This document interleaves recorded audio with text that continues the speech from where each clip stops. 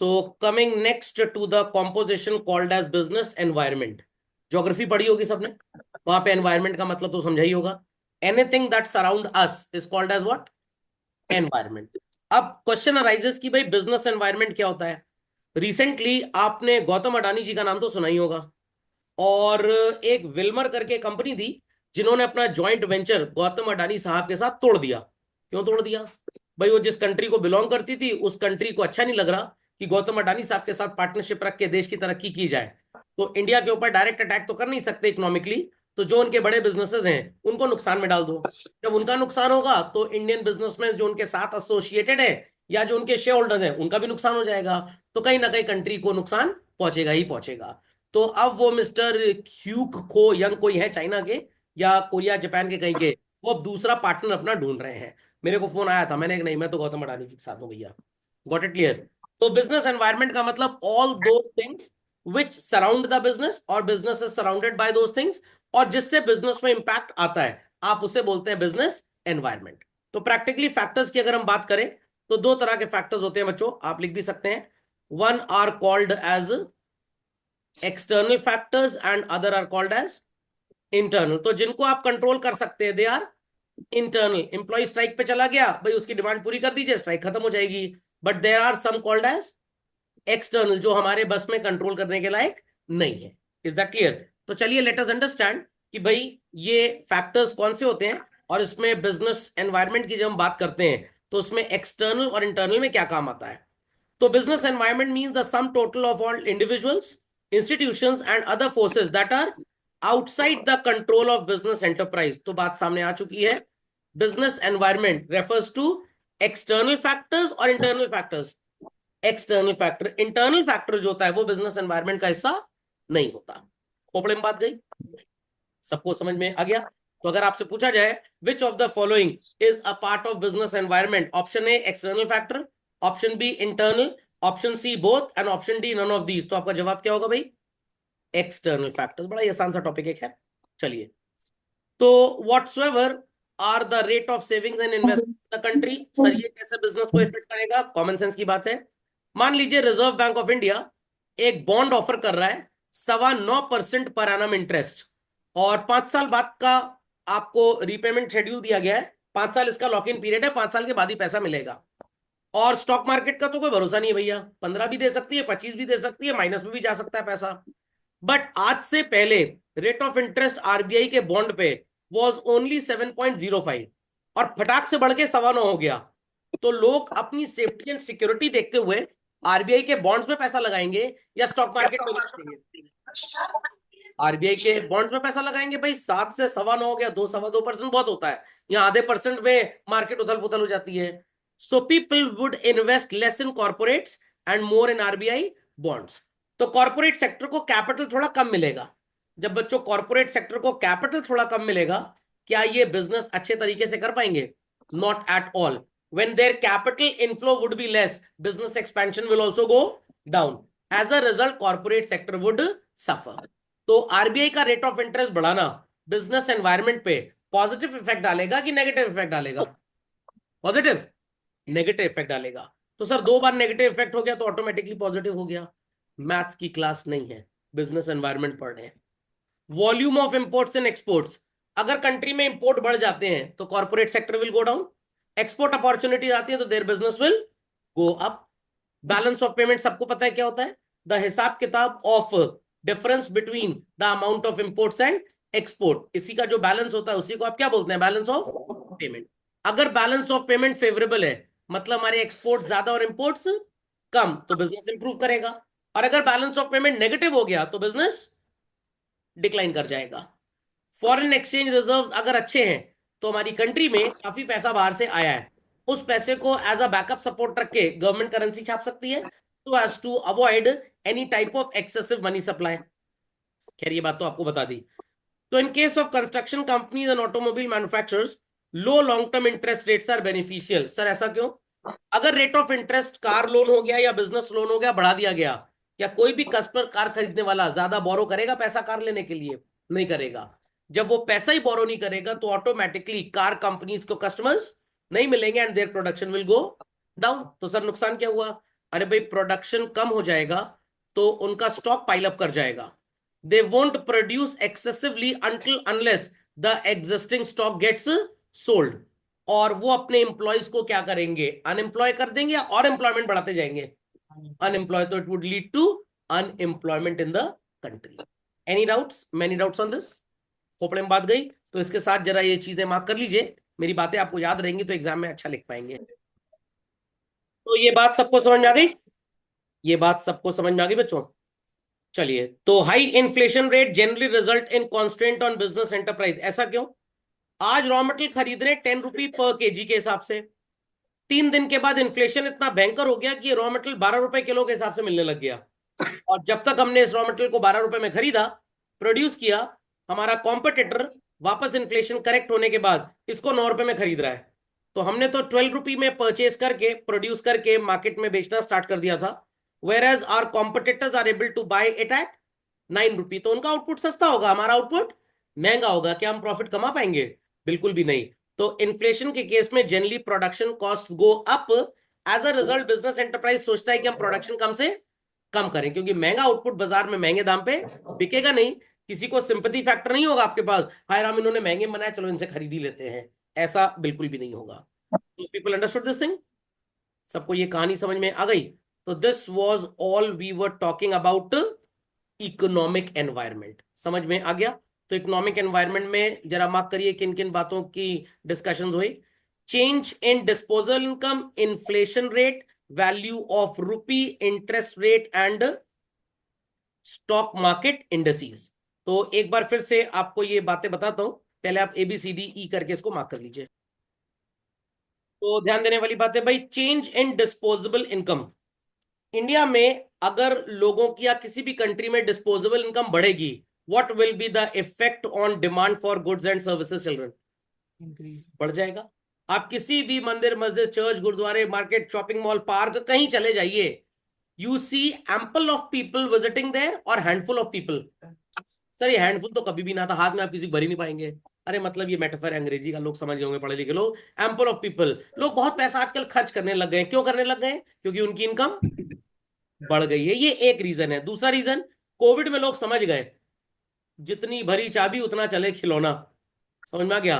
तो people have started spending more money. खोपड़े में बात गई. तो जब आपकी स्पेंडिंग बढ़ेगी, ऑब्वियस सी बात है बिजनेस के प्रॉफिट्स भी बढ़ जाएंगे. इन्फ्लेशन रेट, कंट्री में अगर इन्फ्लेशन रेट ज्यादा होगा तो प्रोड्यूसर तो प्रोड्यूस कम करेगा, एज वेल एज जो बायर्स भी होंगे वो भी खरीदारी कम करेंगे, because they are getting the things at an expensive price then the regular one और a cheaper price, expensive price. Value of rupee का मतलब क्या है?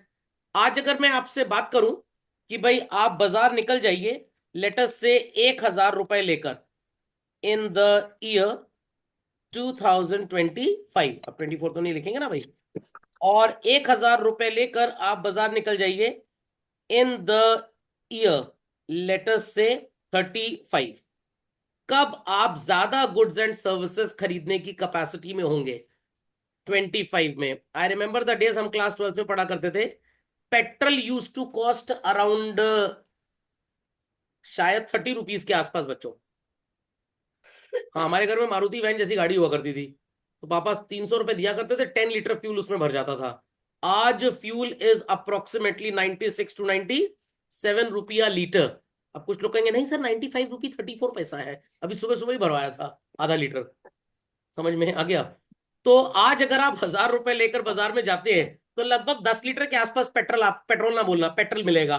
और अगर 1998 में जब मेरा 12वीं का एग्जाम था, तब अगर जाते फ्यूल लेकर 1,000 रुपए का, तो कम से कम 30 लीटर आपको पेट्रोल, 35 लीटर 33 लीटर मिल जाता. तो इन्फ्लेशन की वजह से सेम रूपी का नोट आपको कम बाइंग करवाता है. तो value of money is inversely proportion to the inflation rate. जैसे जैसे महंगाई बढ़ेगी 100 रुपए की औकात कम हो जाएगी. मैं नहीं बोल रहा हूं, इरविंग फिशर साहब ने बोला था. समझ में आया कि नहीं आया? चलिए, क्वांटिटी थ्योरी ऑफ मनी पढ़ेंगे आप ग्रेजुएशन में, अगर किस्मत में इतनी पढ़ाई रही तो. स्टॉक मार्केट इंडिसेस, अभी स्टॉक मार्केट इंडिसेस 86,000 तक चला गया सेंसेक्स. Is that clear? अब वो वापस धड़ाम से कम हो गया. तो जब स्टॉक मार्केट का इंडेक्स गिरता है तो 99% लोग घबरा जाते हैं, डर जाते हैं, और वो अपने स्टॉक्स वगैरह बेचने स्टार्ट कर देते हैं. Is it a good practice? Not at all. They should start buying, they should start buying. अभी कुछ दिन पहले मेरी वाइफ ने बोला, न्यूज पता नहीं किसी ने दिखा दी उसको, मार्केट इंडेक्स कह रही मजा आया। मैंने कहा और क्या, मैंने तो और 1.5 लाख रुपए डिप्लॉय कर दिया। कह रही मत मारी गई है आपकी। मैंने कहा तो 20 साल बाद पता लगे किसकी मत मारी गई थी। समझ में आ गई भाई बात। तो अब जब मार्केट गिर रहा है तो कुछ लोगों के लिए अच्छी खबर है और कुछ लोगों के लिए बुरी खबर है। किन के लिए बुरी खबर है? जिन जाहिलों ने 86,000 में बाइंग की थी और 79 का इंडेक्स देख के सेलिंग स्टार्ट कर दी, भाई घाटे का सौदा हमेशा। अच्छी खबर किन के लिए है? जिन्होंने 86 में बाइंग की थी, 79 में और बाइंग कर ली है।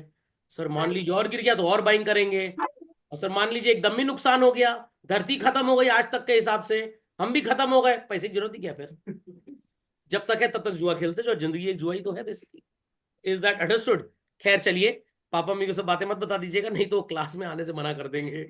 तो स्टॉक मार्केट का इंडस्ट्रीज बहुत ही सो कॉल्ड एक इंपैक्ट डालता है इन्वेस्टर्स के ऊपर। तो अगर मार्केट में कंसिस्टेंट राइज हो रहा है तो विश्वास ज्यादा है, बट अगर ये उल जलूल वाला राइज हो रहा है तो विश्वास थोड़ा कम है, and people accordingly invest money. सुनाई पड़ गई इकोनॉमिक एनवायरनमेंट की बातें? चलिए तो आगे की बातें करते हैं। Customs and traditions. वो आपने मान्यवर का एडवर्टाइजमेंट देखा होगा जिसमें वो लंदन भाग गए हस्बैंड वाइफ, क्या नाम था, विराट कोहली जी अनुष्का जी भाग गए। और बाद में फिर उन्होंने मेरे को कांटेक्ट किया, उन्होंने नहीं मतलब मान्यवर वालों ने, सर वो कुर्ते पैजामे का ऐड कर देंगे क्या? मैंने मेरे पास इतना समय नहीं है। वैसे क्यों आए मेरे पास तुम लोग? सर वो लोग भाग गए सर, और सर वापस हिंदुस्तान आ नहीं रहे हैं। तो मैंने क्या समस्या, जब आएंगे तब ऐड शूट करवा लेना। अरे सर दीपावली आने वाले लोगों को पागल बनाना है ना कि दिवाली में कुर्ता पजामा जरूर पहनो। अरे भैया कुर्ता पजामा ना पहनो, जीन्स टी शर्ट पहनो, पता रॉकेट रॉकेट घुस गया तो समस्या ही समस्या है, टेंशन ना लो। Is that clear? तो अब होली में भी ना पहनो कुर्ता पजामा, ज्यादा रंग लगेगा, ज्यादा साफ करना पड़ेगा कपड़ा, और फिर वो बर्तन वाले को नहीं दे पाएंगे। तो सोशल कस्टम्स एंड ट्रेडिशंस के अकॉर्डिंगली हमारा बिजनेस फलता फूलता है। कभी ऑब्जर्व किया आपने कि दीपावली के सीजन में होली के रंगों का ऐड आ रहा है मार्केट में? Not at all. Festive season में कार्स और लैपटॉप्स, इलेक्ट्रॉनिक गैजेट्स, इनके एडवर्टाइजमेंट्स आते हैं। तो क्योंकि इंडिया में ऐसा माना जाता है कि फेस्टिव सीजन में खरीदा हुआ सामान बहुत ज्यादा दिन चलता है। ऐसा कुछ नहीं है, चाइनीज सामान है सारा का सारा, चले तो चांद तक वरना शाम तक। ओके।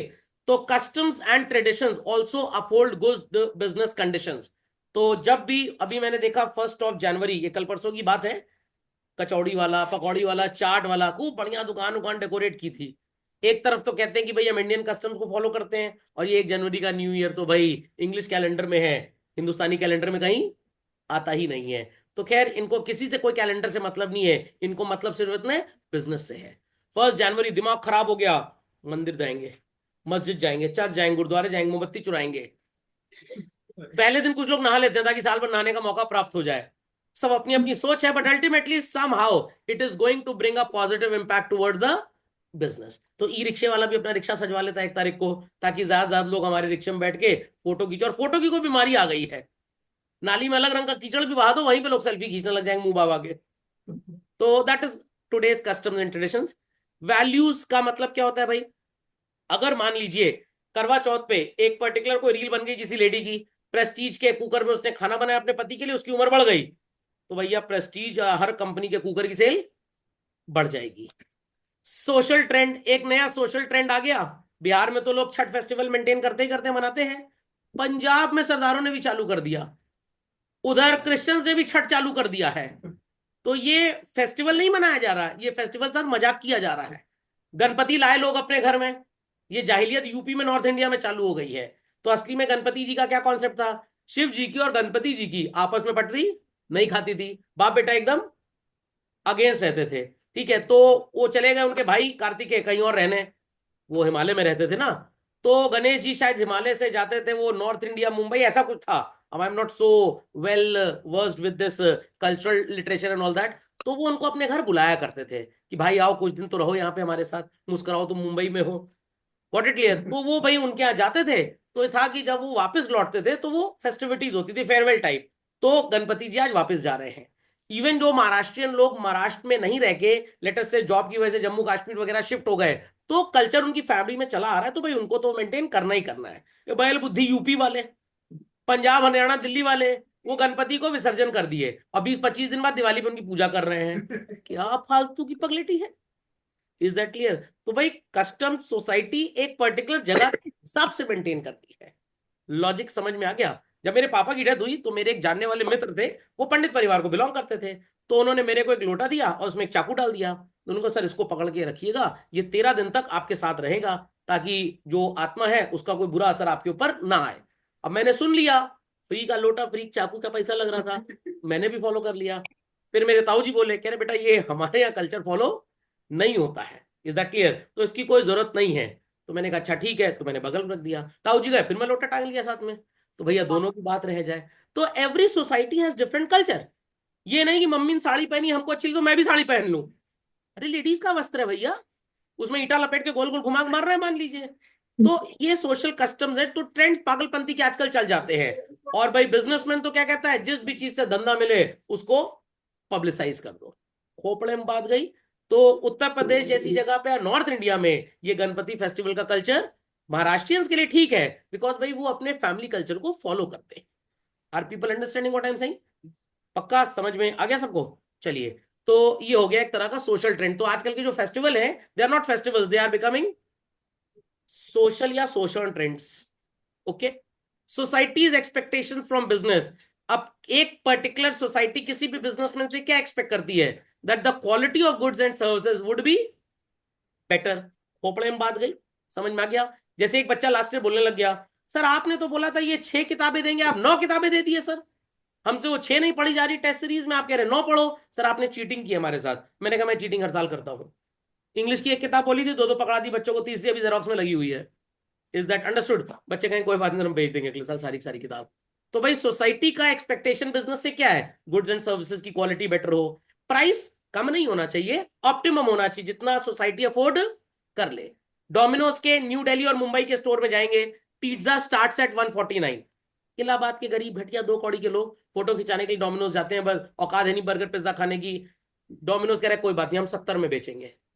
10 पिज्जा रोज खा लो ना, मर जाओ 11वें दिन, 13वीं हो जाए 13वें दिन तो बताना, बट बेचेंगे हम 70 रुपए में, क्योंकि तुम्हारी औकात इससे ऊपर से खरीदने की है ये नहीं। समझ में आ गई बात? तो सोसाइटी का एक्सपेक्टेशन यही है कि भाई quality of goods and services better हो, ज्यादा से ज्यादा सोसाइटी के लोगों को एम्प्लॉयमेंट मिले। तो this all is covered where children? Social नहीं, सोशल एनवायरमेंट। इसका एक एग्जांपल देता हूं आपको मैं। चिप्स खाया कभी? Lay's, Frito Lay's, no one can eat just one.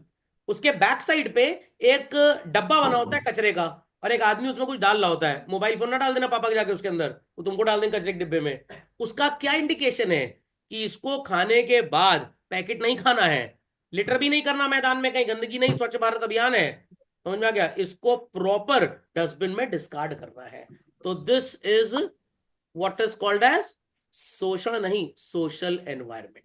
Logic समझ में आ गया? मोबाइल फोन की बैटरी पे इंडिकेशन होता है, उसके डिब्बे पे भी लिखा होता है कि बैटरी को हेयर एंड देयर डिस्कार्ड ना करें, उसको सही जगह जाके फेंक के आए, ताकि जो भी एनवायरमेंट है, बायोलॉजिकल एनवायरमेंट, वो आपकी इस बैड हरकत की वजह से खराब ना हो। तो attitude towards product innovation, concern with quality of life, life expectancy, shifts in the presence of women in workforce, birth and death rate, educational system, literacy rate, consumption habits and composition of family, ये सारी की सारी बातें कहां पे आती हैं भाई? सोशल एनवायरनमेंट में आती हैं। Is that clear? Pressure cooker के एड में कभी भी किसी अंकल को देखा है? नहीं देखा, बिकेगा ही नहीं, क्योंकि प्रेशर कुकर घर में कौन इस्तेमाल करता है? मम्मी। तो जब मम्मी एडवर्टाइजमेंट में आएंगी, तब मम्मी लोग की liking towards the pressure cooker बढ़ेगी। Is that clear? कभी किसी स्पोर्ट्स प्रोडक्ट, शूज की बात करें आप, या मान लीजिए आप किसी हेल्थ प्रोटीन ड्रिंक की बात करें, किसी मोटे भैंसड़ आदमी को देखा कभी? नहीं देखा। What it clear? वहां पे किसी स्लिम ट्रिम व्यक्ति को दिखाना पड़ेगा, ताकि ज्यादा से ज्यादा सेल हो। कॉम्प्लान, सचिन तेंदुलकर जी आते थे उस एड में, अगर उस एड में मान लीजिए सचिन तेंदुलकर बताए हमारे रचित भाई को डाल दिया जाए, कॉम्प्लान की सेल 0 हो जाएगी, बिकेगा ही नहीं। क्योंकि भाई product is associated with people जिनको उससे कोई बेनिफिट मिलेगा। समझ में आया? जैसे ऋतिक रोशन एक ऐड में आते थे, पहाड़ कुदा लेते थे, हमारे यहाँ भी एक दो पार्टिसिपेंट्स हैं पहाड़ कुदाने वाले, तो उनको लेके आ सकते हैं। तो ये बातें सबको समझ में आ गई? तो किस तरह के एडवर्टाइजमेंट में बिजनेस किसको लेके आएगा, सोसाइटी के ऊपर क्या इफेक्ट आएगा।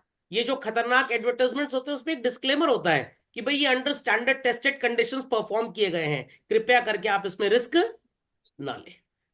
Social trend presents various opportunities and threats to business enterprises. For example, health and fitness trend has created the demand for diet, soft drinks, bottled mineral water and food supplement, but harmed tobacco and liquor business. तो जितना ज्यादा से ज्यादा health conscious हम हो जाएंगे, tobacco और liquor की सेल उतनी कम हो जाएगी। तो गवर्नमेंट ने सोचा भाई टोबैको और लिकर के एडवर्टाइजमेंट से हो क्या रहा है, लोगों का इंक्लिनेशन इसकी तरफ बढ़ रहा है, तो उन्होंने टोबैको और लिकर के एडवर्टाइजमेंट्स बंद कर दिए। उसी जगह मुकेश का फोटो दिखा दिया मूवी पहले, 80% जबड़ा फटा हुआ है, जबरदस्त आर्टिस्ट था जिसने पेंट किया था, बट स्टिल कोई खास इफेक्ट नहीं आया। सरकार बस दिखा रही है इनको भी इसकी सेल कम नहीं करवानी है। 28% का जीएसटी है लिकर पे, अभी 35 होने वाला है। ये सब तो कंट्री के इकोनॉमिक डेवलपर है बेसिकली। Is that clear? क्या हुआ? हाँ नहीं, वैट है बट वो 35% होने वाला है जीएसटी के स्लैब में, अभी और बढ़ेगा ये। What it clear? तो लिकर की सेल को भाई कम करना है तो इट इज बेटर की फैक्ट्री ही बंद कर दो, बट सरकारी कोई बात नहीं, हम बस ला रहे हैं एडवर्टाइजमेंट बिजनेस इंप्रूव करना। तो लिकर का डायरेक्ट तो अब एडवर्टाइजमेंट मार्केट में आता ही नहीं है, बट आपको सोडे का मिल जाएगा, ऑब्वियस सी बात है, एडवर्टाइजमेंट, और सोडा वाटर या मिनरल वाटर नाम से उसी चीज को बेचा जाएगा। सरोगेट एडवर्टाइजमेंट इसको बोलते हैं। देखने वाला भी समझ रहा है और कंज्यूम करने वाले को चिंता ही नहीं है, उसके दोस्त यार बता देते हैं यार ये नया प्रोडक्ट आया है, जाओ मरने के लिए तैयार हो जाओ, एक और सुसाइड ड्रिंक आ गया तुम्हारे लिए। Is that clear? Is that clear? चलिए, वो पान की दुकान पे लिखा होता है 21 साल से कम उम्र के बच्चों को तंबाकू नहीं बेचा जाएगा। वो 11:30 वाले दूर चले जाते हैं कि हमको जोड़ के एक पुड़िया दे दो, हमारा हो गया 22 साल 23 साल। Is that clear? तो सब कहने की बातें हैं, सब बकवास है।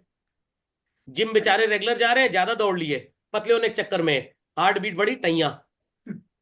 Okay, so customs and traditions, example celebration of Diwali, Eid, Christmas, Guru Parv in India provide significant financial opportunities for greeting card। Archies वाले ले आए फादर्स डे, हस्बैंड्स डे। अरे वो एक कहावत थी ना, every dog has his day, तो क्या फादर हस्बैंड कुत्ता तो समझ लियो क्या इन लोगों को? तो ये आर्चीज वालों ने धंधा बढ़ाने के लिए ये सारे डेज लेके चले आए हैं। अब ये एक बचा है डाइवोर्स डे, जिस दिन कोर्ट फाइनल डिग्री देगा उसका भी कार्ड हम बेच लें कम से कम एक। समझ में आ गया? कंपनीज स्वीट्स और confectionery manufacturers tailoring outlets and all that, तो ये डे वे के हिसाब से what your father on this day, father कहेंगे भैया नंबर ठीक ठाक ले, बस यही मेरा गिफ्ट है, क्योंकि और गिफ्ट खरीदोगे हमारा ही पैसा जाएगा। मेरे पापा बोला करते थे खरबूजे पे छुरी चले या छुरी पे खरबूजा, कटना तो खरबूजे को ही है। तो भैया कोई फादर्स डे नहीं, मदर्स डे नहीं, रिजल्ट कार्ड डे पे बात होगी सारी की सारी। ओके, चलिए। पॉलिटिकल एनवायरनमेंट क्या होता है भाई? ऐसी कंडीशंस जिससे कंट्री में पॉलिटिकल कंडीशंस के हिसाब से स्टेबिलिटी और पीस रहे।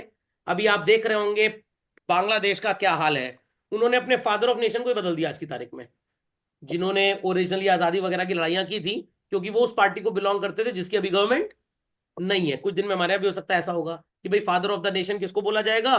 महात्मा गांधी जी सौरभ को बोला जाएगा। Is that clear? तो कोई ऐसी बात नहीं कर सकते हैं, खैर बड़े लोग हैं। तो ये सब पॉलिटिकल एनवायरनमेंट में आता है। तो जिस कंट्री का पॉलिटिकल एनवायरनमेंट अनस्टेबल है, मान लीजिए कि वहां पे फॉरेन कैपिटल का इन्वेस्टमेंट जीरो हो जाएगा, कोई रिस्क लेगा नहीं। Specific attitude toward the elected representative.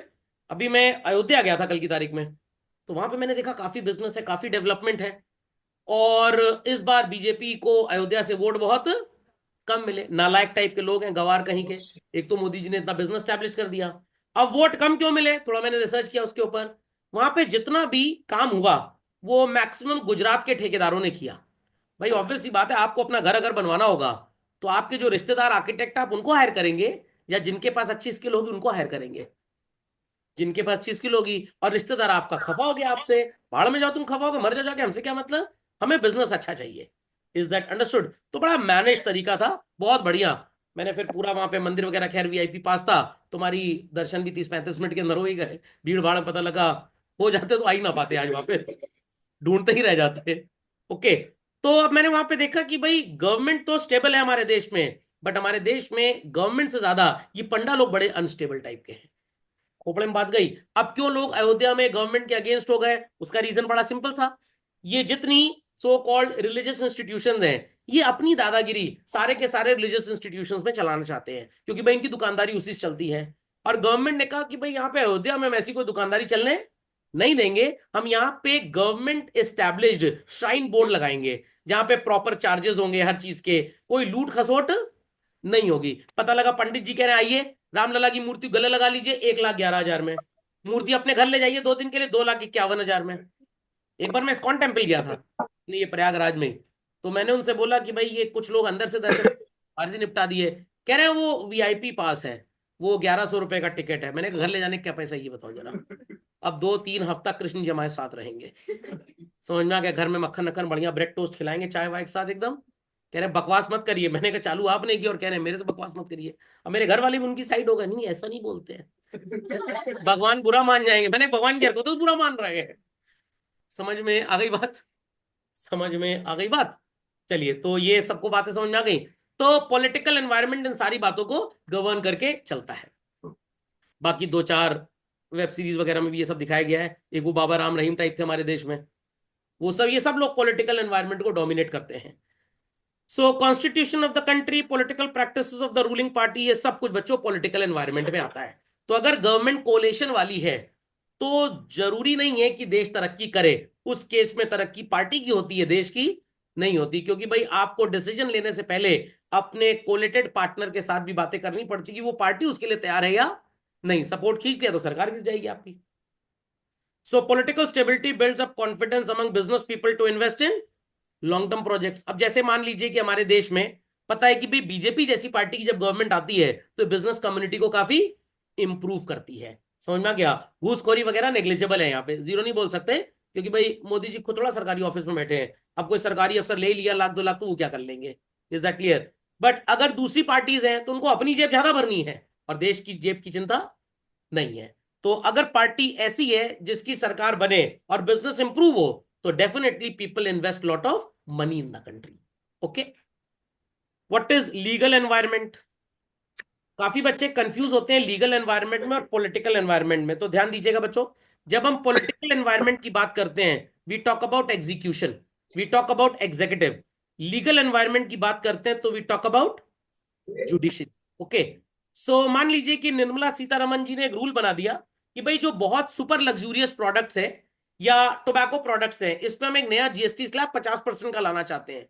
तो वो इससे क्या दिखा रहे हैं, वो ये दिखाना चाहते हैं कि ये सब चीजें जब बहुत महंगी हो जाएंगी तो एक सुपर एलीट कम्युनिटी जिसके पास बहुत पैसा है वो तो इस पे खर्चा करेगी। नॉर्मल लोग जो इसको सिर्फ पंप एंड शो के लिए खरीदते हैं वो इस पे पैसा खर्च ना करके सेविंग्स की तरफ ध्यान देंगे एटलीस्ट। तो कुछ तो कटेंगे कटेंगे लोग, और जो बहुत रईस लोग हैं वो सरकार को रेवेन्यू दे भी सकते हैं और उन्हीं के फंड से गवर्नमेंट भी चलेगी। तो इसका जो एग्जीक्यूशन है दिस इज पॉलिटिकल। अब जब मैं इतना against to again liquor products and tobacco, तो भाई मेरे ओपिनियन में तो इन सब के बिजनेस को एंड करने के लिए इनकी फैक्ट्रीज को बंद कर देना चाहिए। बट अगेंस्ट ये अगेंस्ट पब्लिक पॉलिसी हो जाएगा। भाई एक जमाने पे उनको लाइसेंस दिया था, उन्होंने ढेर सारे लोगों को अपनी फैक्ट्री में एम्प्लॉयमेंट दिया। अगर आज इन सबको बंद कर देंगे तो unemployment level would increase. Logic समझ में आ गया। तो एकाएक गवर्नमेंट बंद भी नहीं कर सकती इन सबको। सो कोर्ट के जो जजमेंट्स होते हैं अगर वो डिक्टेटिव हो जाए जस्ट लाइक इन पाकिस्तान तो आप बोलेंगे कि वहां का भी लीगल एनवायरनमेंट बहुत अच्छा नहीं है। चाइना की बात करें और इंडिया की बात करें तो यहां पे आपके copyrights, intellectual property rights are far best protected than those countries. तो इसीलिए एप्पल जैसी कंपनी हमारे देश में बिजनेस करना ज्यादा सेफ समझती है in comparison with doing business in where children, China. So consumer protection act हो गया, कंपनीज एक्ट हो गया, इन सब में ये सारी बातें लिखी हैं। If a consumer gets cheated तो उसके पास क्या तरीका है अपनी इल प्रैक्टिस पे होने वाले नुकसान से बचने के लिए। समझ में आ गया what is called as legal environment. तो इन बातों को ध्यान रखिएगा। कहीं पे भी पॉलिटिकल पार्टी से रिलेटेड बात आती है तो आपका आंसर क्या होगा, पॉलिटिकल एनवायरनमेंट। जैसे अगर पूछा जाए government has framed rules and regulations and enhanced the compensatory amount in consumer protection act 2019, which environment of the business is being talked here. तो आपका जवाब पॉलिटिकल नहीं होगा, it is legal. Is that clear. आते हैं next अगले environment में and that is technological environment related to आपका ये साइंटिफिक इंप्रूवमेंट्स, इनोवेशंस। अगर हम बात करें introduction of artificial intelligence in the interactive voice response system of companies during their feedbacks, तो it is a part of which type of environment भाई, ये technological environment है। आपने कभी बैंक की वेबसाइट यूज करके यूएसएसडी को इस्तेमाल किया होगा, सर ये क्या होता है? कभी मोबाइल में आईएमईआई चेक किया आपने?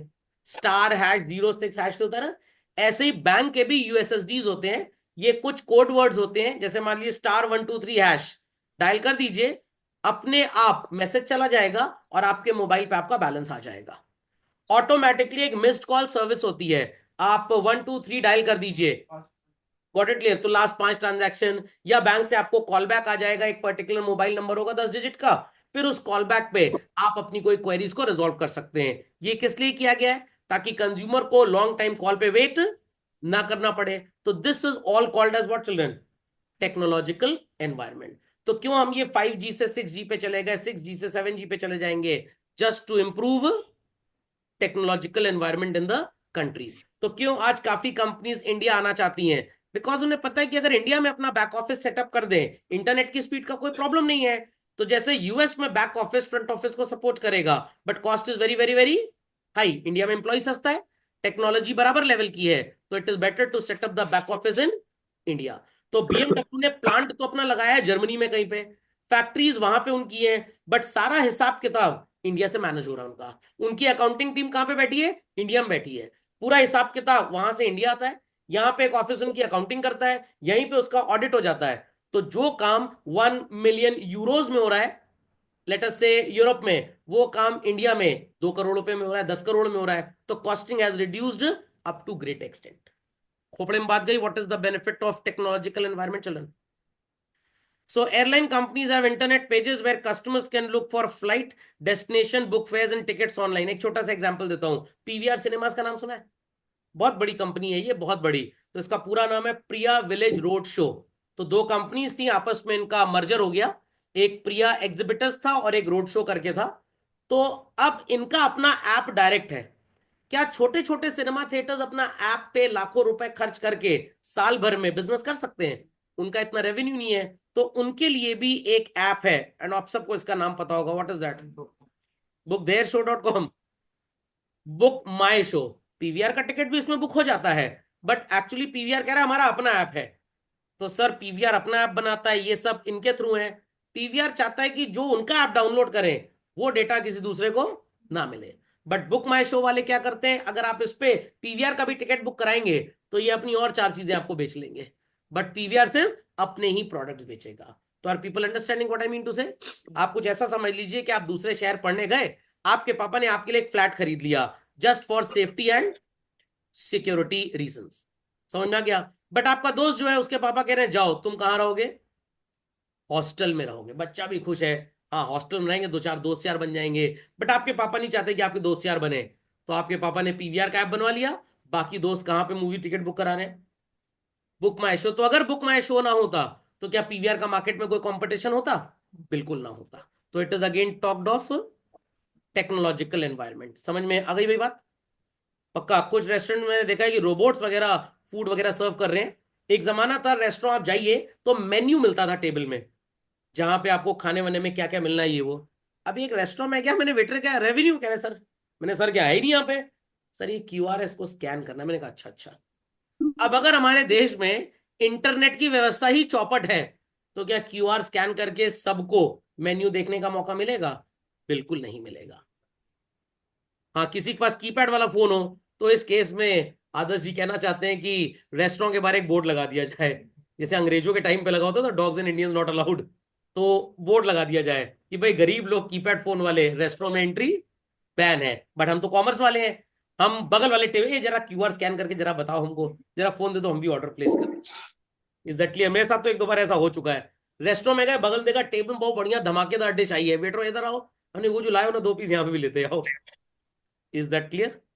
चलिए, तो सबको समझ में आ गई भाई बात? पांचों एनवायरमेंट्स क्लियर हो गए? चलो, पंजाबियों का बोलबाला हो गया यहाँ पे। तुसी सी डी आर, तुसी सी डॉक्टर, क्या आपने डॉक्टर को देखा है? चलिए, सो business environment is the totality of all external forces. कितने एक्सटर्नल फोर्सेस याद करके बताइए जरा, अभी सब आपने पढ़ लिए के करके। Name them name them name them. Economical नहीं था, इकोनॉमिक था, फिर सोशियोलॉजिकल बोल देंगे, technological, legological, politicological, economic, social, political, legal and एस्प्लिट। बनाना स्प्लिट खाइए और यहां लिखिए एस्प्लिट। समझ गए? Specific and general. स्पेसिफिक कौन से होते हैं भाई? Investor, customer, competitor and supplier, ये स्पेसिफिक हो गए। और जो जनरल है बच्चों, वही आपके एक्सटर्नल है और वही आपका बिजनेस एनवायरनमेंट है। तो एट द टॉप आप इस बात को जरा लिख लीजिए, काफी काम की चीज है। General, external. समझ में आ गया? चलिए, तो जो जनरल फैक्टर्स हैं, जो एक्सटर्नल फैक्टर्स हैं, वही बिजनेस एनवायरनमेंट का फैक्टर माना जाएगा। याद रहेगा, भूलेंगे तो नहीं। How they are closely interrelated, मैंने अभी अभी आपको पॉलिटिकल और लीगल में बात बताई थी।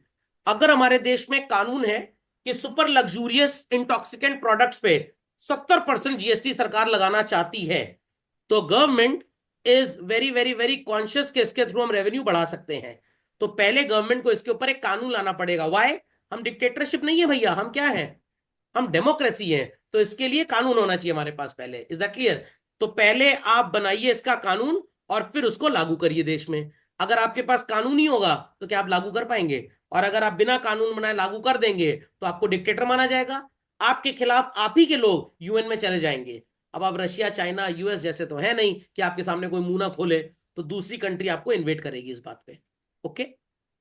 Uncertain to predict the future, sorry, it is dynamic. Dynamic का मतलब एटम बम लगा है, डायनामाइट लगा है। Keeps on changing. Consumer protection act 1986 का बहुत पुराना हो गया। उसमें तो मुआवजा लाख रुपए और ये सब था, बट 2019 में और इंप्रूव हो गया। कंपनीज एक्ट 1956 में लिखा था अगर कोई गड़बड़ी करता है, मैक्सिमम जो फाइन था दैट वाज ₹5,000। नए वाले में तो 50,000 और 5 लाख तक पहुंच गया है। तो इट इज डायनेमिक का मतलब keeps on changing as per the needs of the society. Uncertain, किसी को पता था कि हाइब्रिड मोड ऑफ वर्किंग आ जाएगा कोविड के बाद? किसी को नहीं पता था। कभी किसी ने सुना भी नहीं था कि ऑफिस में वर्क फ्रॉम होम का कल्चर आएगा। बट ये सारी चीजें आज एग्जिस्ट करती हैं। तो कल को फिर कुछ ऐसा होगा, मान लीजिए वर्क फ्रॉम होम की जगह वर्क फ्रॉम मून हो जाए, वर्क फ्रॉम मार्स हो जाए। Why scientific discoveries are taking place that life is available at other planets और नॉट। भाई एक दिन तो अर्थ का एंड होगा ना, कि इनफाइनाइट है? होगा 10,000 साल, 20,000 साल बाद हम तो मर जाएंगे सर। अरे आप मर जाएंगे, दुनिया में और लोग तो रहेंगे, तो उनके लिए दूसरी जगह बस्ती बसानी पड़ेगी कि नहीं? तो that's why it is becoming important कि दूसरे प्लैनेट्स पे खोजा जाए कि लाइफ अवेलेबल है या नहीं है। इट इज वेरी कॉम्प्लेक्स, मतलब it is not easy to understand business environment.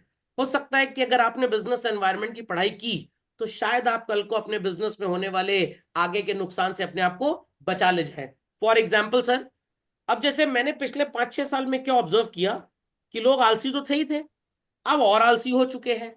कुछ इंटेलिजेंट थे, कुछ सुपर इंटेलिजेंट हो चुके हैं।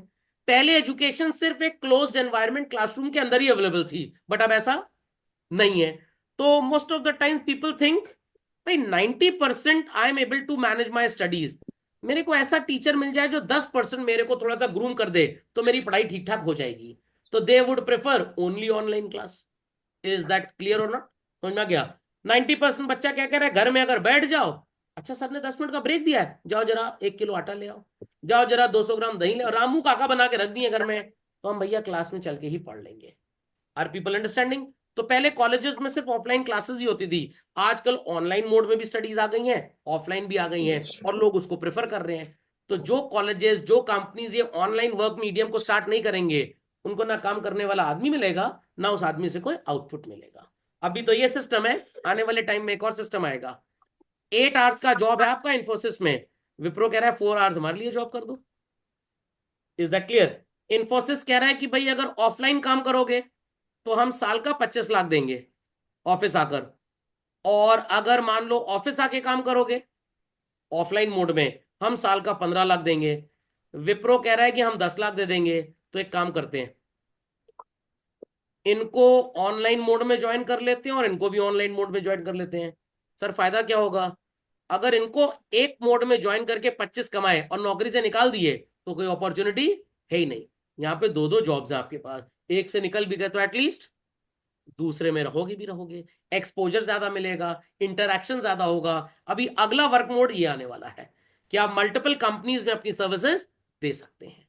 सुनाई पड़ गया? अभी आपने वो अन अकेडमी वगैरह सबका नाम सुना होगा, यूट्यूब भी एक एजुकेशन कंपनी खोलने वाला है, ये उनका अगला 5 साल का प्रपोजल है, और उनकी एजुकेशन कंपनी जितनी अच्छी चलेगी किसी दूसरे की नहीं चलेगी। क्यों सर? अरे भाई सिंपल सी बात है, हर टीचर यूट्यूब में तो है ही है, हर टीचर यूट्यूब में है, और जिसके चैनल पे सबसे ज्यादा व्यूज होंगे उसी को कंसिडर कर लेगा उनका एल्गोरिदम, क्या वो बेस्ट टीचर है। बच्चे को कितना समझ में आए भाड़ में जाए, वो तो अपनी समझ के हिसाब से समझ ही लेगा। यूट्यूब को तो बिजनेस चाहिए, रेवेन्यू चाहिए, तो भाई वो उन चैनल्स को पहले टेलीकास्ट करेगा जिनके व्यूज ज्यादा है। तो क्या कोई भी अन अकेडमी टाइप उनको कॉम्पीट कर पाएगा? बिल्कुल नहीं कम्पीट कर पाएगा। तो सर इसका सेफगार्ड, यस, इससे हमारे वकीलों की दुकानदारी बढ़ जाएगी। फिर हर टीचर का एक पर्टिकुलर चैनल वाला सो कॉल्ड कॉपीराइट ले लेगा, ये टीचर अगर मेरे यहाँ पढ़ा रहा है तो ये कोई भी वीडियो दूसरे चैनल को बेच नहीं सकता। तो लीगल एनवायरनमेंट थोड़ा सा प्रमोट हो जाएगा। That's why it is said that they all are interrelated with each other. खोपड़े में बात गई। सर खोजेंगे कैसे, कौन हमारे चैनल पे है तो यूट्यूब में नहीं है, ये सारा काम आपके लिए कौन कर देगा? एआई। सर इतना फास्ट होता है एआई? अरे एल्गोरिदम इससे ज्यादा फास्ट है एआई से भी। आप कोई भी सॉन्ग किसी वीडियो में ऐड कर दीजिए, यूट्यूब अपलोड होने के 5 सेकंड के अंदर बता देगा कि ये किसी दूसरे के नाम पे कॉपीराइट है या नहीं है। तो आपने अगर किसी दूसरे गाना चुराया है तो बता देगा कॉपीराइट है। कॉपीराइट भी मल्टीपल टाइप्स का होता है, एक कॉपीराइट जहां पे आप उसको यूज कर सकते हो और एक कॉपीराइट जहां यूज नहीं कर सकते। अगर नहीं कर सकते और आपने किया, 5 बार आपको वार्निंग देगा, छठी बार आप ही का चैनल उड़ा नहीं देगा, मछली जैसी वो कबूतर थोड़ा उड़ जाएगा, ब्लॉक कर देगा। Is that understood well? समझ में आ गया? चलिए। सो political conditions in US differ from those और Japan in China. Similarly, demand for sarees may be fairly high in India, whereas almost non-existent in France. Is that clear? But ऐसा नहीं है, अच्छा सेल्समैन हो तो फ्रांस वालों को भी साड़ी बेच देगा। क्या बोल के? एक डेटा तैयार करेगा, इंडिया में 1940 से लेकर 47 से लेकर 1990 तक कितनी साड़ियां बिकी, कितनी शादियां हुई और कितने डाइवोर्स हुए, परसेंटेज जीरो। फ्रांस में साड़ी की सेल जीरो, डाइवोर्स परसेंटेज 90%। बस इस पे एक थ्योरी आ गई, लॉ आ गई, higher the sale of sari lesser the divorce, lesser the sale of sari higher the divorce. France वाले भी कहेंगे चलो साड़ी की सेल बढ़ाओ ताकि डाइवोर्स रेट कम हो जाए। साड़ी पहनने से एक कॉस्मिक एनर्जी आती है बॉडी के अंदर, लोग आशीर्वाद देने लग जाते हैं, जिससे हस्बैंड वाइफ के बीच में खटपट नहीं होती, डाइवोर्स रेट कम होता है। 2-4 बाबा लोग को साथ में जोड़ लिया जाएगा, जिनके विदेश में फ्रांस में भक्त लोग बैठे हुए हैं, बाबा जी तो जो बोल देंगे लोग उसको सही मान लेंगे। अंडरस्टैंडिंग? बस मार्केटिंग सही होनी चाहिए आपकी। चलिए, सीपीटी तो अब होता नहीं है, बट जब होता था तो काफी बच्चों ने टॉप किया था। सीपीटी का मतलब समझिए, common proficiency test of CA. तो सीपीटी टॉप।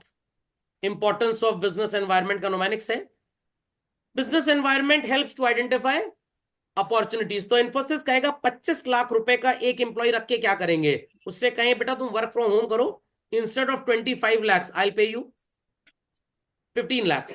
दूसरा कह रहा है मैं भी तुमको 15 लाख दे दूंगा।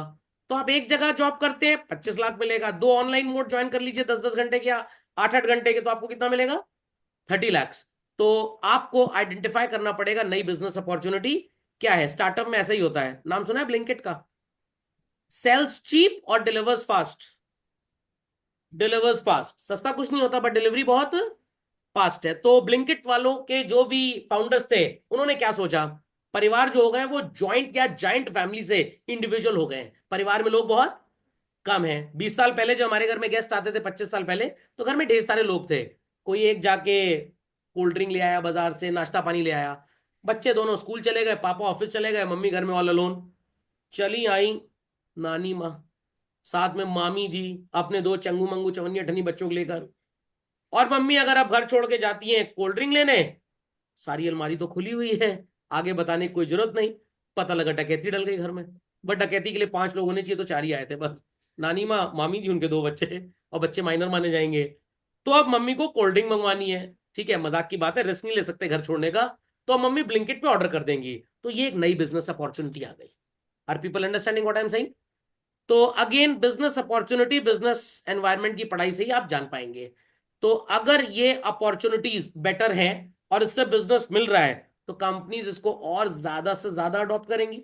दुकानदार कहेगा ठीक है कस्टमर नहीं आ रहा कोई बात नहीं, उसके बिहाफ पे ब्लिंकिट वाला आया और ऑर्डर लेके चला गया। Must have heard the name of a car company called as Citroen. India में 4-5 शोरूम है।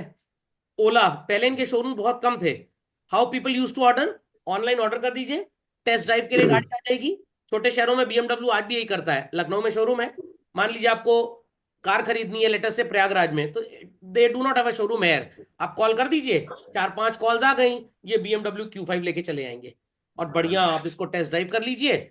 आपको ऑर्डर प्लेस करना है, एक 5 लाख का चेक दे दीजिए, बाकी डिलीवरी से 2 दिन पहले 1 करोड़ रुपए ट्रांसफर कर दीजिएगा, गाड़ी आपकी तैयार हो जाएगी। तो शोरूम खोलने से अच्छा है कि गाड़ी कस्टमर तक चली आए। Are people understanding what I am saying? तो this is the new business opportunity. Sir Maruti ये काम क्यों नहीं करता? इनके कस्टमर हमारी तरह गरीब और घटिया होते हैं, गली मोहल्ले में मिल जाते हैं। तो इसलिए मारुति कहता है कि भाई हमारा कस्टमर जो है वो बहुत वाइडली अवेलेबल है हमको, तो हम इस तरह की सर्विसेज अप्लाई नहीं करेंगे। खोपड़े में बातें जा रही हैं।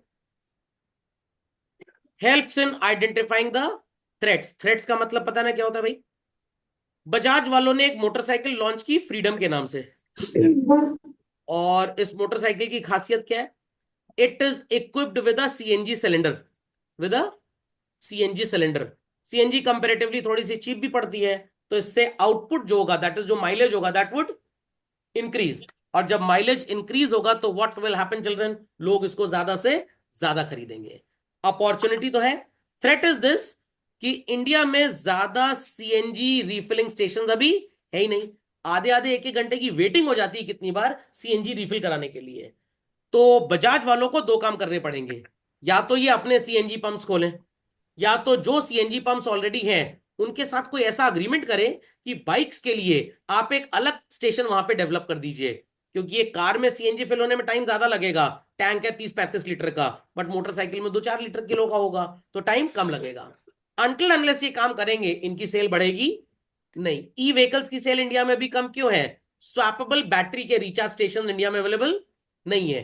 तो अगर कोई कंपनी आ जाए इस तरह की, जो सारी कंपनी से टीवीएस, ओला, खटोला, उड़न पटोला जो भी है, इन सबसे टाइप कर ले कि भाई आप लोगों को गाड़ी बेचिए, आपके रिचार्ज का ख्याल हम रखेंगे, every 5 to 10 kilometre we have a swappable battery station, तो आप देखिएगा ईवी की सेल धड़ाम से बूम हो जाएगी। It helps in planning and policy formulation. तो अभी इंडिया में ऐसा नहीं है, बट आ जाएगा कुछ देर में।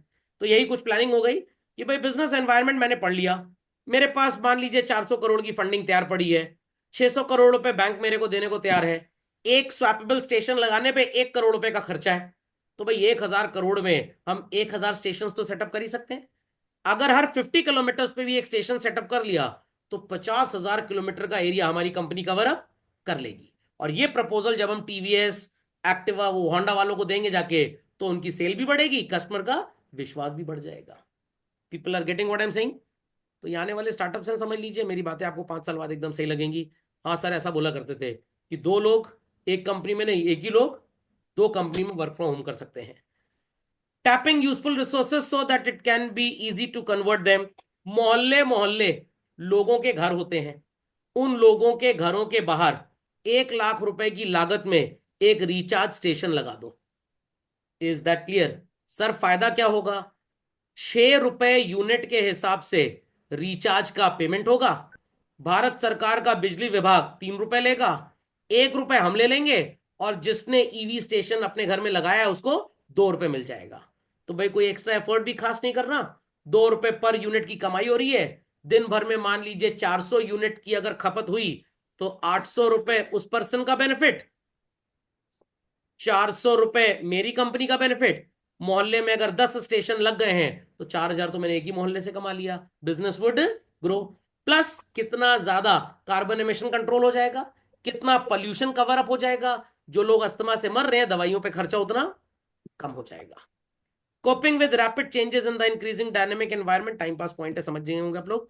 Improve performance by continuously monitoring the environmental adapting suitable practices. तो टाइम टू टाइम ये कंपनीज देखती हैं।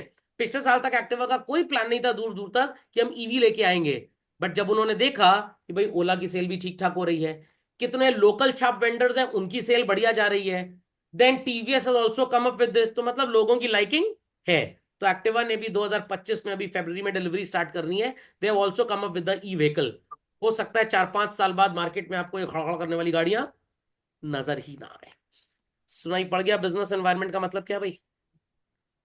चलिए, तो government policy changes and economic environment का इस पे क्या असर आता है, आखिरी टॉपिक इस चैप्टर का। लिबरलाइजेशन, क्या मेरे को कुछ बताने की जरूरत है? 1991 में हमारे प्रिय डॉक्टर मनमोहन सिंह जी ने एलपीक्यू सिस्टम को कन्वर्ट किसमें किया था? LPG. What was LPQ? Liberalization नहीं, लाइसेंसिंग था। And here it is liberalization, make business easy. P was prohibition, here it is privatization. जो सरकारी संस्थाएं नुकसान पहुंचा रही हैं प्राइवेट सेक्टर को दे दो, डंडा डंडा मार के सारे दामादों को ठीक कर देंगे। Q stood for quota system and here it is for globalization. Got it clear? चलिए, तो ये बताने की जरूरत नहीं है, ये इंडियन इकोनॉमिक डेवलपमेंट ने सबने पढ़ा हुआ है। बस थोड़ा सा इसके ऊपर एक डिस्कशन कर लेते हैं। किसी भी तरह की कोई लाइसेंस फीस नहीं है। Anything which is not oppose to public और which is legal in nature, आप उसका बिजनेस सेटअप कर सकते हैं। नहीं तो 80s में इंडिया में एक ऐसा जमाना भी था, कपड़े की दुकान खोलने के लिए भी लाइसेंस चाहिए, साइकिल की और टीवी की दुकान खोलने के लिए भी आपको एक लाइसेंस चाहिए। अब ऐसा कुछ भी नहीं है। प्राइवेटाइजेशन का मतलब government companies, LIC is the biggest example these days, जो नुकसान पहुंचा रही है, जहां पे गवर्नमेंट को लग रहा है कि हमने लोगों को नौकरी तो दे दी बट ये लोग काम करना चाहते ही नहीं है, तो इनको लात मार के बाहर निकालो। बट अगेन ये कोर्ट कचहरी चले जाएंगे। बेटर है पूरी की पूरी कंपनी को प्राइवेट सेक्टर को बेच दो। जब उन्हीं का पूरा हाथ रहेगा तो वो अपने रूल्स एंड रेगुलेशंस के हिसाब से काम चलाएंगे। Globalization means anything that is not available in India or available at a high price, what we should do? Import. Or anything which is not available in other country and they wish to buy it, उसको India में बना के हम क्या कर सकते हैं? Export. तो ये तो आपने बहुत पढ़ा हुआ है। डीमोनेटाइजेशन, सर सुन के डर लग जाता है सर। एक दिन दादी माँ बोली मेरे पास तो पैसे ही नहीं है, फिर पापा से 2 महीने बाद बोली डीमोने बेटा 2 लाख रुपए बदलवा देना जरा। Is that clear? ऐसा हो चुका है हमारे मोहल्ले में। एक लड़के ने अपनी मम्मी से पूछा कुछ पैसा तो नहीं रखी हो? नहीं नहीं बेटा मेरे पास तो कुछ है ही नहीं। उसको 15-20 हज़ार रुपए की जरूरत थी, बैंक बंद था। क्या नहीं बेटा मेरे पास तो 1000-2000 है। डीमोनेटाइजेशन में 2 दिन बाद बोली बेटा पप्पू वो 25,000, काल्पनिक नाम है पप्पू, बेटा 25,000 रुपये पड़ा हुआ है, जरा इसको बदलवा दो। अभी तो आप कहते हैं ही नहीं। हाँ नीचे देखा, साड़ी के नीचे दबा के रखे थे अलमारी के अंदर। एक जगह तो मोहल्ले में 10,000 भी मिला था। चलिए, तो demonetization is understood by all. Modi ji को मैंने समझाया था ना करो ना करो ना करो, कह रहे हैं इलेक्शन आ रहा है, खूब पैसा चलेगा दाएं बाएं, कैसे इनको रोका जाए। मैंने कहा फिर तो ठीक है, कोई टेंशन की बात नहीं है। बट अगर आप ये सोच रहे हैं कि डीमोनेटाइजेशन करने से हिंदुस्तान जैसे देश में कैश का चलन खत्म हो जाएगा, 2 4 5 6 साल तो ऐसा होगा, बाद में फिर से वो स्टार्ट हो जाएगा। कैंसर है बीमारी कैश की तरह, थोड़े दिन तक ठीक रहती है, बाद में फिर से उजागर हो जाती है। Any doubts on this? चलिए, तो थर्ड पॉइंट क्या लिखा है? Led to channelizing more savings through formal financing system. मान लीजिए किसी घर में 5 लाख रुपए पड़ा हुआ है। अब अगर वो सरकार को 5 लाख रुपए को डिक्लेयर करेगा तो सरकार कहेगी आया कहां से पैसा? कमाए थे तो प्रभु पहले इस पे 30% टैक्स दे दो। Is that clear? या अगर तुम्हारे घर में 5 लोग 18 साल से ऊपर के हैं, सबके खाते में 1-1 लाख रुपए जमा करा दो, इतनी इनकम पे तो कोई टैक्स भी नहीं है प्रैक्टिकली। Is that clear? तो जो पैसा घर के अंदर था वो कहां चला गया? बैंक में। पूरा पैसा थोड़ा निकाल लोगे बैंक से, और वो पैसा बैंक में तो रहेगा ही रहेगा। और अगर आपको जरूरत है तो भैया निकाल लो, और नहीं जरूरत तो रखे रहने दो। बैंक वाले उस पैसे को किसी को लेंड करने में यूज कर लेंगे। Are people understanding? Is that understood? तो डिमोनेटाइजेशन के मल्टीपल नीड्स थे। सबसे इंपॉर्टेंट तो यही था कि जो लोग फालतू में करोड़ों रुपए अपने घर में रखते थे, अगर वो पैसे सिस्टम में चले जाए तो किसी के इस्तेमाल में आ जाएंगे। ओके। और गवर्नमेंट ने जो डिमोनेटाइजेशन किया वो सिर्फ इस पर्पस के लिए किया था, because elections were about to approach, तो दूसरी पार्टी लोगों को पैसे वैसे घूस खिला के वोट्स अपने फेवर में ना कर ले। फाइन। और परमानेंटली ब्लैक मनी खत्म हो जाएगा तो कभी नहीं होगा, because India being an unorganised country, black money तभी खत्म होगा जब हम ज्यादा से ज्यादा ट्रांजैक्शंस नॉन प्रोफाइल डिजिटली करने लग जाएंगे। लॉजिक समझ में आ गया? Non residential Indian Lakshmi Mishra 2 with an. Okay. चलिए, डिजिटल ट्रांजैक्शन तो होने लगे तो हाँ होने लग गए, तो अब इससे ब्लैक मनी इसीलिए कम होगा ना, बिकॉज गवर्नमेंट नोस की किसका पैसा कहां जा रहा है। चाट वाले हैं, दिन भर में 5,000 रुपए की चाट बेचते हैं। अभी 5 साल रुक जाइए, निर्मला मौसी इसके ऊपर भी रूल लगा देंगी। Got it clear? और रूल कैसा लगाएंगी? भाई तुम जिस दुकान पे चाट बेचते हो, उस दुकान पे अगर तुम किराएदार हो तो तुम्हारे लैंडलॉर्ड से बोलेंगे कि भैया जो तुम्हारे किराएदार ने पैसा कमाया है तुम उसके ऊपर टैक्स भरोगे। अब या तो आप टैक्स भरिए और दुकान चलाइए, और नहीं तो आपका मकान मालिक आपसे कहेगा भैया मेरी दुकान को खाली कर दो। Is that clear? ये रूल आने वाले हैं, परेशान मत होइए। चाट वाले, कचौड़ी वाले, जितना भैया यूपीआई कर दीजिए, कोई समस्या एक बात नहीं है। अभी तो बड़ा मजा आ रहा है यूपीआई में, जब गवर्नमेंट के सामने डेटा आएगा कि भैया 80 से 90% चार्ट वालों को हम एक्सेस कर ले रहे हैं। क्योंकि अगर आपका यूपीआई वाला वो जो एक वो लगा होता है ना, क्या कहते हैं, नहीं क्यूआर होता है, क्या बोलते हैं स्टैंड पे, लकड़ी का टुकड़ा या प्लास्टिक का, क्या हुआ, बॉक्स। नहीं वॉइस बॉक्स नहीं, वो एक टुकड़ा ही होता है। तो बैंक को पता है कि उसका लोकेशन क्या है। जब आपने क्यूआर से मान लीजिए न्यू दिल्ली कनॉट प्लेस पे पेमेंट कर दिया, तो आपके मोबाइल की लोकेशन भी अटैच्ड है। दिन भर में उसी लोकेशन में 20,000 का ट्रांजैक्शन हो गया, तो बैंक वालों को पता लग गया कि आपकी चाट की दुकान कहाँ पे है। तो सबसे पहले तो जीएसटी वाले वहां पे आ जाएंगे कि भैया दिन में आपने 20,000 की चाट बेची है, ये 30 दिन का आपका धंधा है, तो 30 दिन में 6 लाख की चाट बिकी, साल भर में 72 लाख की, 40 लाख से ऊपर चला गया आपका टर्नओवर। चलो पहले जीएसटी में रजिस्ट्रेशन कराओ, कहां से आलू खरीदते हो क्या कुछ भी है, अब आपकी चाट पे जीएसटी लगेगा, 20 रुपए पत्ता टिक्की, 18% जीएसटी। Is that clear? या मान लीजिए 5% जीएसटी। अब निर्मला मौसी जी कहेंगी चटनी अगर 20 ml तक डलेगी तो 5% जीएसटी है, ज्यादा चटनी चली गई अगर, मीठी चटनी है तो 18%। समझ में आ गया? और सिर्फ अगर आपने टिक्की के ऊपर नमक डलवाया तो 5%, उसको नमकीन में काउंट किया जाएगा। खस्ता दम आलू पानी पूड़ी है तो उस पर 5%। तो आने वाला है सब सिस्टम, बिल्कुल परेशान ना हो। हल्दीराम में बैठ के चाट खाते तो उसमें 5% जीएसटी है कि नहीं है? हल्दीराम वाले जाके पोक देंगे भाई हमारे यहाँ चाट खाने लोग इसीलिए कम आ रहे हैं क्योंकि सड़क पे चाट सस्ती है, तो भैया आप सड़क वाले पे टैक्स लगा दीजिए ताकि हम दोनों की प्राइसेस लगभग सेम हो जाए। तो जब पता लगेगा चाट वाला साल भर में 1.5-2 करोड़ की चाट बेच रहा है, तो पहले उसको जीएसटी में फंसा। अब जीएसटी लग गया तो पता लग जाए कितने का आलू है, कितने की चाट बिकी, उसकी इनकम डिटरमिन हो जाएगी, अब वो भी टैक्स पे करेगा। सबसे आलू वाले की भी इनकम। आलू वाला तो खैर किसान है मान लीजिए, तो agricultural income under section 10 of the income tax act वैसे ही एग्जेम्प्ट है। Is that clear? तो आएगा ये सब, परेशान मत होइए, ये बिजनेस एनवायरनमेंट की आगे की बातें हैं। मोर डिमांडिंग कस्टमर्स, कस्टमर्स के पास और ज्यादा चॉइस आ जाती है जब आप ब्लिंकिट पे होते हैं, जब आप अमेजोन पे हैं, जब आप ट्विटर पे, सॉरी ट्विटर नहीं, जब आप उस पे वो कौन सी एक और वेबसाइट है सामान खरीदते हैं लोग, फ्लिपकार्ट। हाँ फ्लिपकार्ट, नहीं नहीं इंस्टाग्राम नहीं, कौन सा मार्ट, अच्छा इंस्टामार्ट, ये भी कुछ है क्या, पता नहीं, खैर मैंने तो सब देखा नहीं। स्विगी। स्विगी जोमेटो, तो आप कंपेयर करने लग जाते हैं। तो एक जगह आपको मिल रहा है, आज कौन सा डे है, हाँ बटर चिकन 550 में, और जगह मिल रहा है 450 में, तो भाई कस्टमर 450 वाले में ऑर्डर करेगा, 550 में नहीं करेगा। फिर जोमेटो वाले उसको बोलेंगे तेरा कस्टमर ऑर्डर तो प्लेस कर रहा था बट तेरा कॉम्पिटिटर 450 में बेच रहा है, इसलिए कस्टमर ने कैंसिल करके उसको ऑर्डर प्लेस कर दिया है, सारा डेटा उनको मिलता है। फिर आप अपनी प्राइस क्या करेंगे, कम कर देंगे थोड़ी सी। रैपिडली चेंजिंग टेक्नोलॉजिकल एनवायरनमेंट, बच्चे कह रहे हैं सर क्लास तो आपकी बहुत बढ़िया है, मजा आ गया पढ़ने में, बट किसी दिन हमारा पेट में बहुत दर्द चल रहा था, ज्यादा खाना खा लिया, न्यू ईयर पार्टी में क्लास छूट गई, सर कोई बैकअप सपोर्ट है? Yes, online videos available. Is that clear?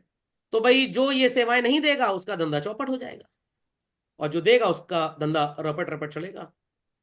Necessity for change, मैंने तो मार्च 2020 से पहले कभी सोचा ही नहीं था कि ऑनलाइन क्लास जैसा भी कुछ हो सकता है, बट अब ये सोचने लग गया हूं कि शायद 5 साल बाद मैं वॉशरूम के अंदर बैठ के भी क्लास ले सकता हूं, ज्यादा जगह भी नहीं चाहिए बैठने के लिए। Is that understood? और ऐसा नहीं कि जो आलसी है वही ऑनलाइन क्लास कर रहे हैं, भाई लोग क्या सोच रहे हैं, आधा घंटा जाना पड़ेगा क्लास में, फिर आधा घंटा आना पड़ेगा, और ये सबसे बड़ा रीजन है स्कूल में बच्चों के एब्सेंस को बढ़ाने में। समझ में आ गया? तो आप इसको आलसी नहीं बोलेंगे, कुछ तो चलिए आलसी हैं, वो स्कूल जाके खर्राटा मार के सो रहे हैं, और कुछ घर में सो रहे हैं, उनकी बात नहीं कर रहे हैं, बट कुछ बच्चे अपना समय बचाते हैं इसके लिए, fine. Need for developing human resource, हमें ऐसे ह्यूमन बींग्स चाहिए जो इस तरह की एक्टिविटीज को आगे ले जा पाए। पहले लोग नॉर्मली सा एक बीकॉम कोर्स कर लेते थे, एमकॉम कर लेते थे, बिजनेस एक्यूमेन थोड़ा सा आता था, बट आजकल बीकॉम चल रहा है डिजिटल एंटरप्रेन्योरशिप में। एक नॉर्मल चार्ट वाला भी अपनी ग्रोथ कैसे कर सकता है, भाई वो ऐप डाउनलोड कर ले, अपना ऐप बनवा ले, जो आए सर ऐप डाउनलोड करके हाई लिख दीजिए, पहले हाई लिखने पे 20% का डिस्काउंट है।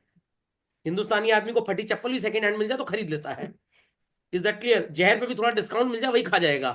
तो 20% डिस्काउंट मिल गया। अब एक बार आपने ऐप डाउनलोड किया, सुबह शाम हर दिन ऐसे ऐसे आपको मुहावरे आते रहेंगे।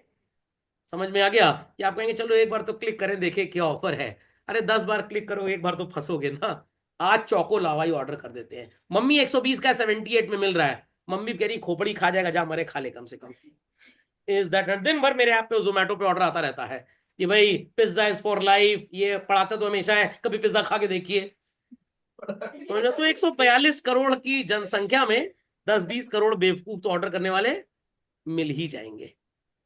Market orientation, enterprises are forced to adopt a market orientation so that they could study the market and produce goods accordingly। अब मैं क्या सोच रहा हूं कि जैसे मेरा ये टेस्ट सीरीज का पूरा वीडियो लेक्चर यूट्यूब पे है, ठीक है, accountancy economics I recorded last year, commerce business studies इस साल हो गया। अब मैं अगले साल क्या करूंगा, सारे वीडियोस को पहले तो अनलिस्ट करूंगा ताकि फोकट में किसी को एक्सेस मिले ही ना, और बाद में फिर बोलूंगा भाई 999 पे ये वीडियो सबको अवेलेबल है। Is that understood? समझ में आ गया? और किसी एजेंसी के संपर्क में आ जाऊंगा कि वो agency all India world wide मेरे वीडियोस बेचे, और उस एजेंसी को बोलूंगा भाई 25% प्रॉफिट तुम्हारा, और पहले 100 बच्चों को 50% डिस्काउंट पे ऐप मिलेगा, मतलब वीडियोस मिल जाएंगे, मतलब 400 रुपए में 1000 बच्चे ने भी अगर डाउनलोड कर लिया, खोपड़े में बात गई, तो रेवेन्यू कितना बढ़ जाएगा। समझ में आ गया? और 450 रुपी कोई बहुत बड़ा प्राइस नहीं है, एक बार पीवीआर मूवी देखने जाएंगे उससे सस्ता है। पढ़े ना पढ़े हो तो बात की बात है, रेवेन्यू ग्रोथ होगा कि नहीं होगा? समझ में आ गई बात? चलिए, loss of budgetary support to the public sector, E क्या होता है सर? कहने का मतलब government felt that public sector needs to be more efficient. मेरे को एक दिन नगर निगम से फोन आ गया, सर वो आपका वाटर टैक्स ड्यू है। मैंने कौन बोल रहे हो, नाम हम बताया, मैंने भी एक नाम बताया, अरे सर हमारे बॉस हैं वो तो। मैंने कहा हमारे मित्र हैं, चेक करो जरा इस आईडी पे। हाँ सॉरी सर, फोन गलती से हो गया था आपको, सर आपका पेड है। सर वो इंश्योरेंस कराते हैं क्या आप? सरकार की दुकान पे अपनी दुकान चालू कर लिया? मैंने कहा हाँ कराते हैं सर, हमसे करा लिया, हमारे पास भी एजेंसी है। खोपड़े में बात गई। तो गवर्नमेंट क्यों ये सब काम कर रही है? ताकि भाई लोग अगर बहुत एफिशिएंटली काम करेंगे तो अगली बार हम इसी सरकार को वोट देंगे। 10 साल पहले मेरे को याद है, मेरे घर के आगे वाटर पाइपलाइन थी, वो फट गई थी, 4 बार मैं दौड़ा धूपा कंप्लेन किया, फिर मोहल्ले का जो पार्षद है वो अपना स्टूडेंट था, उससे फोन करवाया, तो लोग आए, बन गया। सर कुछ चाय नाश्ता मैंने 20 रुपए दे दिया। क्या सर ढेर सारे लोग हैं, मैंने 20 और दे दिया। अरे सर आप समझिए करिए, फिर मैंने 500 दे दिया। अभी 2 साल पहले फिर पाइपलाइन लीक होगी, मैंने कंप्लेन की, कब वो पाइपलाइन बन गई, कब लोग बना के चले गए, हवा ही नहीं लगी हम। तो this is the efficiency of the government department. समझ में आ गया? अब घूसखोरी सरकारी महकमे में थोड़ी कम हो गई, खत्म नहीं हो सकती कभी भी। चलिए समझ में आ गया भाई? पक्का? तो इसी के साथ हमारा चैप्टर होता है समाप्त। होमवर्क इज कि ये सारे क्वेश्चंस लोग कर लेंगे, कोई डाउट होगा तो मेरे से पूछेंगे जरूर। अगले लेक्चर में हम पढ़ेंगे the features, sorry the elements of management, planning, organising, directing and so on. तो आज की कॉमर्स और बिजनेस की क्लास होती है इसी के साथ समाप्त।